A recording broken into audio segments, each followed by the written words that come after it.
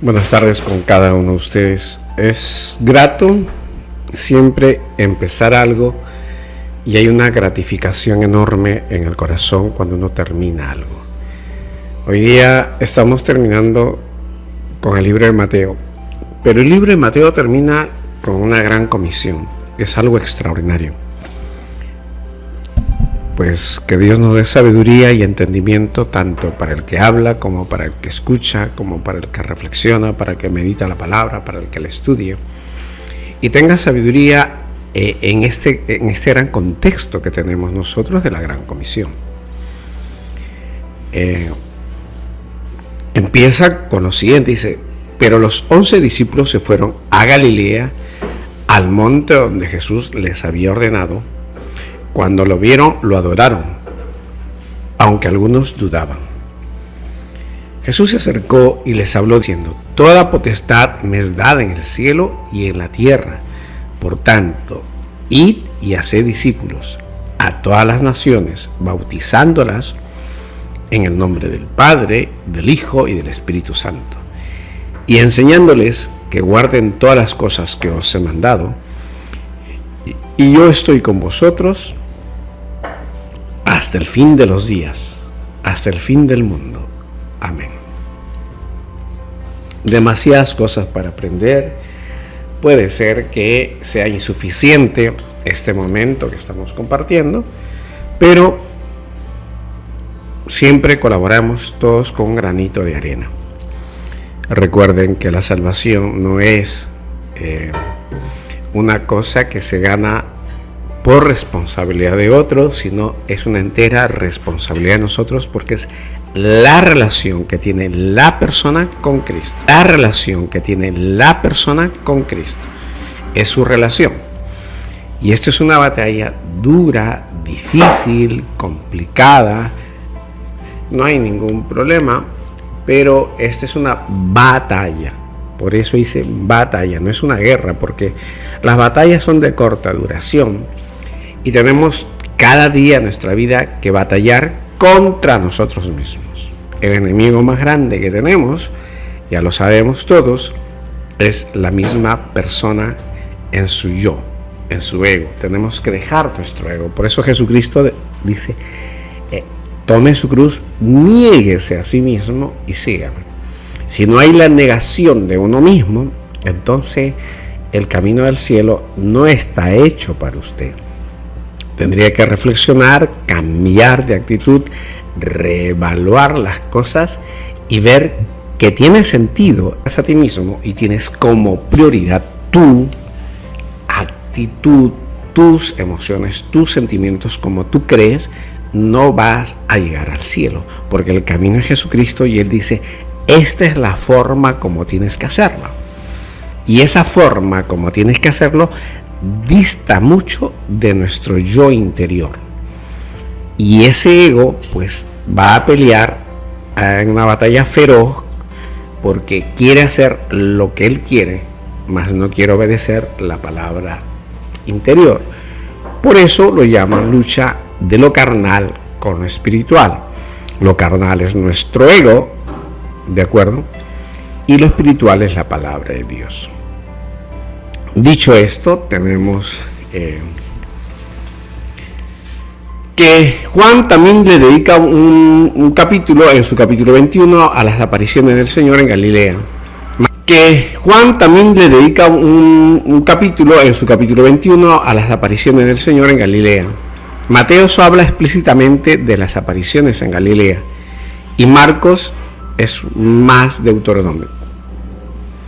Los 11 discípulos, cumpliendo la orden del Señor que le transmitió mediante un ángel, y las mujeres van a Galilea. No se indica la fecha, el tiempo, pero sin duda fue después de las apariciones en Jerusalén. Seguramente que se hicieron indicaciones más precisas, pues los discípulos se dirigieron en Galilea a la montaña que Jesús les había mandado. Siempre digo que en las cosas de Dios no hay duda, no hay vacilación, no hay término medio, puesto que si Dios nos exige sí o no, Él es así. No, la fe es certeza y convicción, por lo tanto no cabe la palabra duda. Y cuando alguien nos habla de Dios y tiene duda, no está claro en las cosas de Dios. O le falta ciencia, o le falta conocimiento, o está mintiendo. La palabra de Dios es exacta, precisa, más exacta que las matemáticas. Por eso hace bien uno meditando, reflexionando y con diferentes autores de diferentes libros que meditan, reflexionan y estudian la palabra de Dios, diciendo que hay indicaciones precisas, porque el Señor dijo, ve a Galilea, pero no ahí y luego pues voy a ver qué hago, no, sino ubícate en tal sitio, con una precisión clara. Muy bien. Las indicaciones precisas con la de la orden de ir a Galilea les hubiese hecho por sí mismas Cristo. Cristo es el que da la orden, Cristo es el que decide, Cristo es el que manda. Por eso Cristo es el maestro, el maestro, el pastor de pastores. Usted se deja guiar por Cristo, no se deja. Si un pastor me da una indicación, yo tengo que ver si esa indicación, orden, etcétera, está de acuerdo a la palabra de Dios. Si no está de acuerdo, pues no me inventes ningún verso, no me cuentes ninguna historia, no me cuentes ninguna fábula de una vieja, pues no te voy a hacer caso. No es por su palabrería, estamos hechos, el pastor, el obispo, el sacerdote, el papa, todo ser humano está hecho como criatura de Dios para hacer la voluntad del Padre. No inventen concilios, no inventen diferentes cosas, porque la palabra de Dios es clara, concreta, llena de verdad, llena de luz.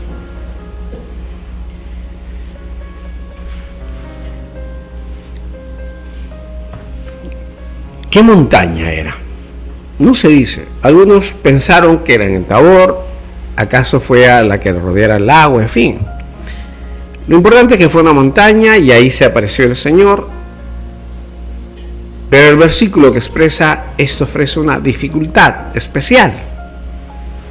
Y viéndolo a Jesús se postraron. Y la dificultad está en que algunos dudaron.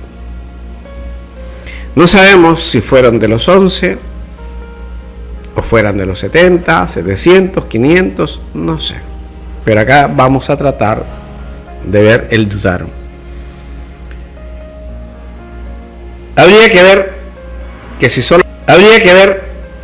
que si solamente, porque están narrando que solamente fueron los 11, que son los importantes, son los únicos a quienes Jesús prometió precederles en Galilea después de resucitado.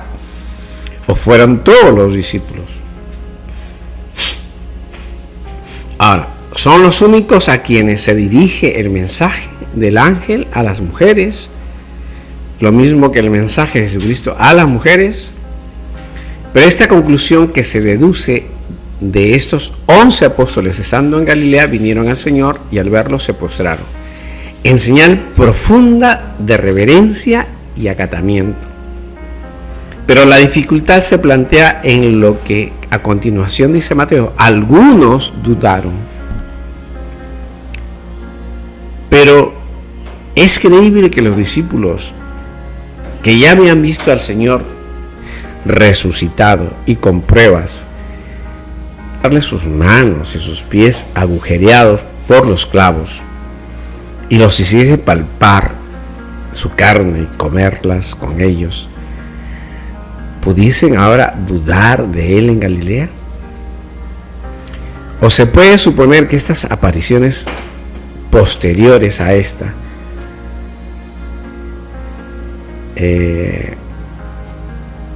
presentan algún problema? Es decir, uno, los que dudan no son los discípulos, sino los que estaban con ellos cuando fue la aparición del Señor. Concretamente se cita a Pablo, quien entre los testigos de la resurrección del Señor cita a algunos que no cuentan los evangelios. Ciertamente que estos no recogen todas las apariciones. así el Señor resucitado ante una sola vez, o también fue que solamente fueron 70 discípulos, etcétera. Es toda una especulación, porque la dificultad es quiénes dudaron, si los 11 o hubieron más, subieron los 700 o los 70, no sé.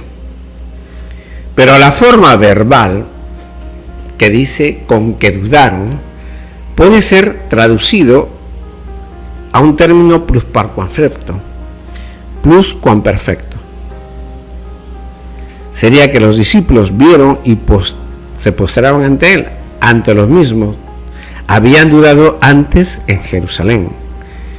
Es una cuestión gramatical que puede tener una solución, pero, sin embargo, la presencia de otros grupos junto con los apóstoles en las apariciones del Señor en Galilea no consta positivamente. Y se apela para ello a resolver esta dificultad. La solución de traducir en un término pluscuamperfecto gramaticalmente es posible. Sin embargo, ¿a qué vendrá aquí cuando ellos se postran? Porque él dice, porque creen que él es Jesucristo, el Dios, el Hijo de Dios, pero habían dudado. No parece que esta sea la solución a la dificultad, es decir, creyeron y dudaron. Es decir, aplicar el término como pluscuamperfecto para darle solución, empeora las cosas. No es cuestión de cambiar de término para solucionar un problema. Como matiz de esto se hace notar en Marcos, no contó las apariciones jerosolamitas y las dudas que hubo allí de algunos, y ahora en la única aparición a los discípulos que él cuenta, hace una síntesis en la que indica todo. No sería imposible, dado los procedimientos redaccionales de Mateo, que acaba de verse en el caso de la aparición de Cristo a las mujeres. No es, sin embargo, un caso claro de presta a la confusión más que el anterior. Por otra parte, limitar el sujeto a ellos, solamente a ser ellos, o ser equivalente, no a todos, sino solo a algunos de ellos, resolvería satisfactoriamente la cuestión. Pero los 11 son los que dudan. Pero si esto es filológicamente posible, aún limitada la duda, la misma dificultad reducida a algunos apóstoles. Otros creen, se refieren a otros discípulos que habían creído en la resurrección. Lo que se impone en este contexto es que al mismo tiempo que ven al Señor resucitado en la gran montaña de Galilea, estos mismos dudaron, en el sentido más lógico del texto, el cual puede explicarse manteniendo el sentido de la duda. Naturalmente, la duda no podía ser ya en los apóstoles la duda de la resurrección de Jesucristo. De esto ya estaban convencidos, pero la duda podría afectarles en el sentido de no saber, de no entender, de no comprender en un primer momento, aunque tenían la promesa y sabían que verían al Señor en Galilea, si aquella persona que veían acaso les presentase viniéndose a ellos era el Señor o no. Podían haber tenido una pequeña duda de saber si tenían la certeza de lo que estaban viendo era realmente el Señor. No dudaron de la resurrección, pero podían haber dudado de realmente de que Él era. Esto mismo le sucedió en vida y varias veces después de resucitado. Porque la apariencia del Señor cambió. Así que después de la multiplicación de los panes, cuando en la noche estaban remando en el lago, vino el Señor andando sobre el mar. Ojo, vino el Señor Jesucristo caminando en el mar, hay que recordar, por eso es la palabra dudarla para poder aclarar. Pero ellos viéndolos andar sobre el mar y decían, es un fantasma. Fíjate que lo vieron, Jesucristo andaba con ellos mañana, tarde y noche, y cuando lo ven caminar al mar dicen, no puede ser el Señor Jesucristo. Nos está engañando nuestros ojos, nos está engañando nuestra vista, y no es el Señor Jesucristo, es un fantasma. Y después de que él dijo que él era, todavía Pedro le dijo, Señor, la verdad, si eres tú, Señor Jesucristo, entonces mándame a ir a ti sobre las aguas.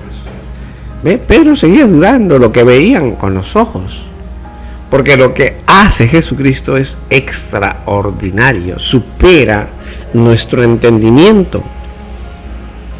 Viéndolo a Jesucristo, decían, ¿cómo puede caminar sobre las aguas? ¿Quién hace eso? ¿Quién hace eso? ¿Acaso nuestro tío, nuestra mamá? ¿Quién hace eso? ¿Quién hace eso? ¿Acaso nuestro tío, nuestra mamá, nuestros hijos se van al mar y caminan sobre el mar? No, ¿verdad? Y si lo hicieran, nos quedaría un asombro, pero ¿quién es? No, esto no es factible. Así lo viéramos a nuestros hijos, nuestra madre, nuestro padre caminar en el mar, tendríamos duda. ¿Cómo es posible eso? Eso va contra las leyes físicas y naturales de que cualquier ser humano pueda caminar sobre el agua. Se resulta incomprensible a nuestra mente, a pesar que lo veríamos. Por eso, viéndolo caminar, Pedro en el mar a Jesucristo dice, pues Señor, si eres tú, realmente, si eres tú, si mis ojos no me están engañando, manda a ti, mándame a caminar sobre las aguas, sentándose en diferentes formas. Recuerden que Jesús se resucitó y se presentó en diferentes formas. Podían en un primer momento dudar. ¿Cómo hasta aquel Cristo, quien era, lo ignoró María Magdalena, viéndolo en forma de hortelano? Fíjense cómo se presentó María Magdalena, que tantas veces había hecho cosas extraordinarias con el Señor Jesucristo. Cuando lo vio, María Magdalena dudó, no sabía quién era. Ella pensaba que era un jardinero y lo trató como tal. Y en el mismo lago de Genezaret, mientras estaban pescando, se le apareció el Señor y los llamó, pero los discípulos no se dieron cuenta que era Jesús.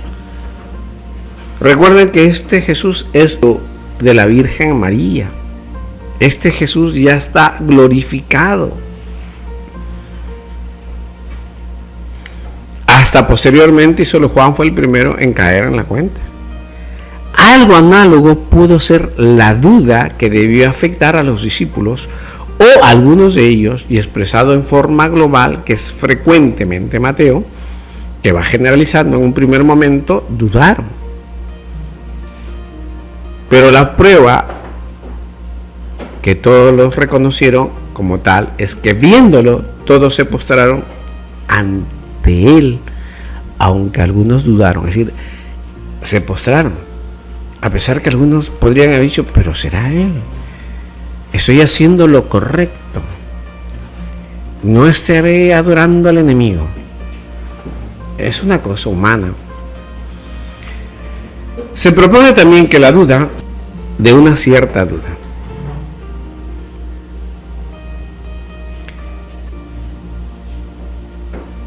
muy bien,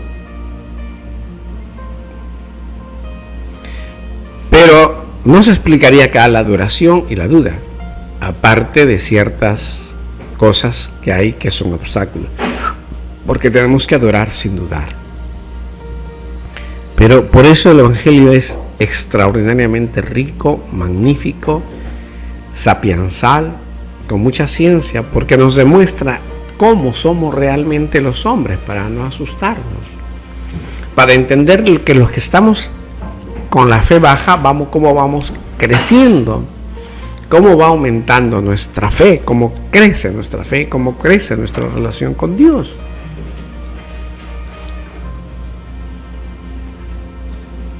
Cuando al aparecerse Cristo resucitado, los apóstoles, crece nuestra fe, cómo crece nuestra relación con Dios.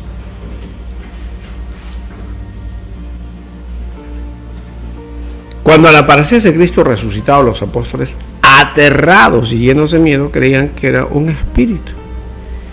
Y luego de demostrarles su realidad, se dice que no creían aún, a fuerza de gozo y admiración. Porque no lo reconocieron. Y ahora la pregunta es, ¿por qué no lo reconocieron en su aparición?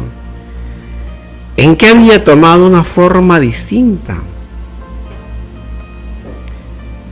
¿O fue por el estado de ansiedad y temor? ¿Fue efecto psicológico? No sabemos. La redacción acusa referentemente a una alteración de una predisposición psicológica. No tenían la serenidad, la tranquilidad diferente para valorar la realidad. Ellos estaban aterrados de miedo. Como cualquier hombre natural, Jesucristo había sido capturado, torturado salvajemente, animalmente, crucificado, muerto y resucitado. No es algo tan fácil de aceptar. Por más que alguien diga, yo lo aceptaría, no, mentira. No creo que tú lo aceptarías, porque es algo complicado de entender. Pero vamos a ver ahora lo que Jesucristo nos va a decir sobre el encargo que nos da. Primero dice la potestad que tiene Cristo. Y lo resume que toda potestad le ha sido dada por Dios, le dio toda plenitud, tiene todo el poder que le ha dado el Padre en el cielo y en la tierra. El Padre le dio todo el poder sobre toda la carne para que les dé vida eterna. ¡Wow! Eso es brutal. Eso, cuando a veces, por más que lo escucho muchas veces, cuesta entender. Vida eterna. El poder en el cielo es sobre toda potestad celestial, sobre toda la humanidad, sobre todo lo creado. Ejerce poderes divinos, pues tiene el poder de Dios. Él es juez de toda la humanidad. Qué cosa tan difícil tener todo el poder. ¿Cuándo recibió este poder? No es que se dice solamente que se lo retrara en el ejercicio pleno después de su resurrección, porque Él vuelve a recuperar todo. Porque Él, cuando viene como hombre, renuncia a todo, su divinidad, su gloria, su poder, y se hace semejante a hombre. Pero ahora, ya resucitado, recupera nuevamente todos sus poderes.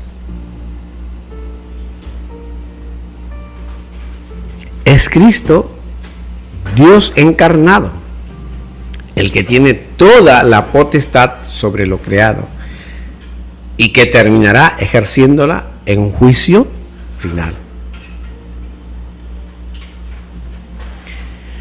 Bueno, entonces Él tiene todo el poder en los cielos y la tierra. Así que si lo tenemos de amigo, extraordinario. Si lo tenemos de enemigo, pues ay Dios. Luego hay necesidad de predicar el evangelio. Ay Dios. Luego hay necesidad de predicar el evangelio. Dice, porque esto lo dice clarito, esto es un orden. Dice, se le acercó y dice, por tanto, id y haced discípulos. No dice bautizarlo, dice id y haced discípulos. Por eso es importante leer la Escritura. La Escritura. Si no, nos perdemos. La necesidad de hacer discípulos, la necesidad de la prédica del evangelio antes de ser bautizado. Hay una consecuencia por derivación. Es la lógica exigencia de Cristo, la predicación del Evangelio en el aspecto de enseñanza, enseñar a observar, a todo el practicar la práctica del mandamiento de Dios. A hacer discípulos, a ser seguidores de Cristo, a poner por práctica la palabra de Dios, con un carácter universal, porque dice todas las naciones, a todas las gentes. ¿Ve? A veces nos peleamos o se pelean los pastores entre uno. Oye, somos 8 billones de personas y tú te peleas por unos 2, 3 personas. ¿Qué es eso?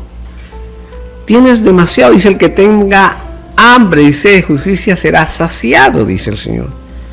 Tienes millones de personas a quien predicar el Evangelio si es que puedes. Recuerda que esta es la obra de Dios, dijo que Él añadirá gente a las iglesias. Él no dice que tú haces.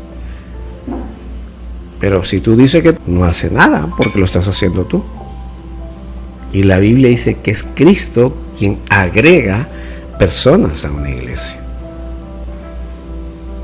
Es el cumplimiento profetizante abierto, que está bien marcado en Hechos de los Apóstoles y a través del Evangelio, que es la universalidad de la salvación, porque Cristo derramó su sangre por todos los hombres, no por algunos, por todos. Está en el cristiano en actividad universal.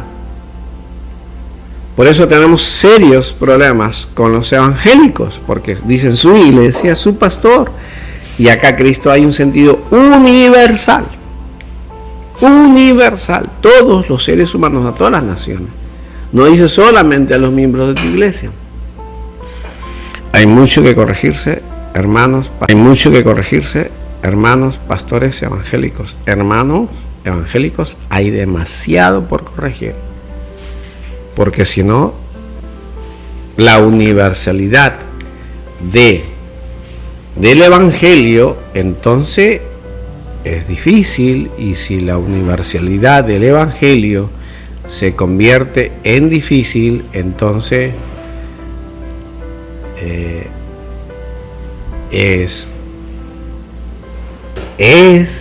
es peligroso. Es peligroso. ¿Sí? Luego tenemos que hay una necesidad del bautismo. En el punto 3 dice: bautícenos en el nombre del Padre y del Hijo y del Espíritu Santo, que es la fórmula que el Señor nos indica. Pero tenemos que el bautismo no significa solamente sumergirte en el agua, sino también lavar, purificar. Por eso primero se enseña al que va a ser bautizado a ser obediente en la palabra de Dios. El bautismo de un cristiano debe nacer del agua y del Espíritu. Si no, no puede entrar al reino de los cielos. Por eso se añade este lavado, que es la purificación. Tiene que ser hecha explícitamente en el nombre de 3 personas: el Padre, el Hijo y el Espíritu Santo. A pesar que haya toda una discrepancia entre la Trinidad y los trinitarios, que no lo voy a enfocar ni me voy a salir, pero hay una fórmula trinitaria que sale de la palabra de Dios: bautízalo en el nombre del Padre y del Hijo y del Espíritu Santo. Lo dice el Señor Jesucristo. Nombre, porque a Jesucristo no le costó nada decir, si no quería complicar la situación: bautízalos en mi nombre. Y Él no lo dijo porque lo podía hacer. Dios es sabio. No busquéis problemas donde Él no lo hay, porque esto lo dijo literalmente: bautízalos en el nombre del Padre y del Hijo y del Espíritu Santo. No nos compliquemos más, pero sí, lo que quiere es la palabra de el bautismo requiere la purificación de la persona, del cambio de conducta, porque ya aprendió con la enseñanza a dejar de hacer lo malo y hacer lo bueno y vivir según lo que manda la palabra de Dios. Por eso primero la enseñanza. Porque es lo que exige el Señor. Ser bautizados con agua y espíritu. La cuarta enseñanza de todo esto es la constante asistencia de Cristo a los suyos. La enseñanza nos dice claramente que Cristo siempre nos va a asistir, siempre es una promesa directa. Ahora, ¿esta promesa solamente para los 11 o es para todos los discípulos? Porque dice, hacer discípulos, ¿de acuerdo? Y entonces el Señor está diciendo que esta promesa es una garantía para todos los que son discípulos y esta misión es universal. Por eso el Señor dice a todos, dice, y enseñándolos a que guarden las cosas que yo os he mandado. A todos los que cumplimos las cosas que Dios nos ha mandado, dice, todos los días, hasta el fin del mundo. Si nosotros somos discípulos de Cristo, Cristo va a estar con nosotros hasta el fin del mundo. Esa es una promesa que Él está haciendo. Por eso es extraordinario. Todas las cosas, como repito, de Dios es maravillosa. Es un gozo, es un deleite cumplir y hacer y compartir la palabra de Dios. Después de que fue anunciada la resurrección por los ángeles, Mateo aseguró que los discípulos también se encontrarían con el Señor Jesucristo. Y los 11 discípulos se fueron a Galilea, al monte donde les había mandado, porque el Señor había dicho que iba a padecer. Eso les había dicho a sus discípulos. Pero que después de que resucite, os pereceré. Pero que después de que resucite, os pereceré a Galilea. Y el ángel también lo había dicho a las mujeres, decid a sus discípulos que van adelante de vosotros, porque los discípulos obedecieron el mandato del maestro. Puntualmente los 11 se presentaron y la adoraron. Por lo tanto, Jesús fue visto en el monte Galilea después de la resurrección, y ahí fue adorado, aun cuando algunos duden. Su duda aumentará nuestra fe. Cuando lo vieron, lo adoraron. Más algunos dudaron, pero esto aumentará. Esto es lo que refiere precisamente el evangelista Lucas. Dice que cuando el Señor resucitó de entre los muertos y se le apareció a discípulos, aquellos asustados creían que veían un espíritu. El Señor se les apareció en un monte para dar a entender que el cuerpo que había tomado de la tierra al nacer, como sucede con todos los hombres, y ya estaba elevado sobre todas las cosas terrenales cuando resucitó y enseñaba a los fieles que así deseaban ahí ver la magnificencia de su resurrección. Debían esforzarse por pasar de las más bajas pasiones a los más elevados deseos de espiritualidad. Además, nuestro Señor Jesús precede a sus discípulos en Galilea porque Jesucristo resucitó entre los muertos, constituyéndose la primicia de los que mueren, porque Él resucitado no volvió a morir, no como Lázaro, que sí volvió a morir. Sigue de la muerte a la vida, contemplando lo divino en su esencia. Por esta razón sucedió que todo en Galilea debió decir la revelación. Los discípulos vieron al Señor, lo reconocieron y postrándose en tierra lo adoraron. Por eso es clemente el Señor Jesús con nosotros, nuestro Maestro. Por eso el Señor se acerca a nosotros y arranca de nosotros toda clase de duda y confirma nuestra fe. Y por eso nos dice y nos explica que se le ha dado toda potestad en los cielos y en la tierra. No tenemos enemigo alguno que ose enfrentarnos. No lo tenemos. Porque si el Señor está con nosotros, ¿quién? Es la promesa que nos va a asistir, que nos va a acompañar en todo este proceso de hacer discípulos. Así que no tengamos miedo. Él nos va a asistir hasta el fin del mundo.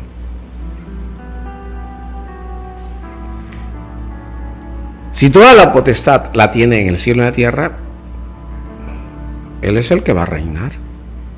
Él es el que reina. Y entonces, si es tu rey, pues sirvámosle.